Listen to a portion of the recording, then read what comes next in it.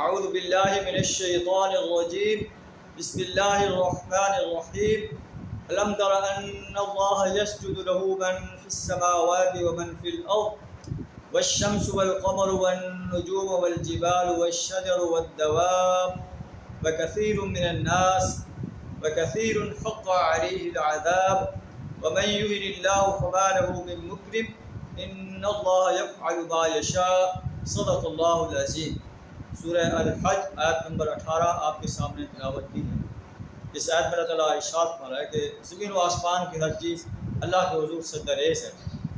انسان کو بھی چاہیے کہ وہ اللہ کے سامنے کرنے کی بجائے اللہ کے حضور جھک جائے اور اللہ کے احکامات کا تابع بن کر۔ ترجمہ کچھ اس طرح ہے، الم تر ان اللہ یسجد له من فی السماوات ومن فی الارض، کیا تم نے دیکھا نہیں کہ اللہ کے سامنے سربر سجود ہیں جو آسمانوں میں ہیں اور جو زمین میں ہیں۔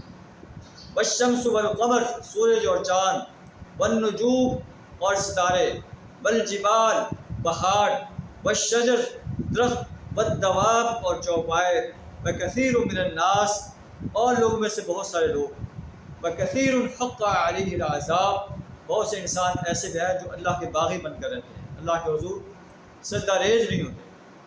وَمَن يُهِنِ اللَّهُ فَمَا لَهُ مِن مُكْرِمٍ، اور جسے اللہ ہی رسوا کر دے اسے کوئی عزت دینے والا ہے۔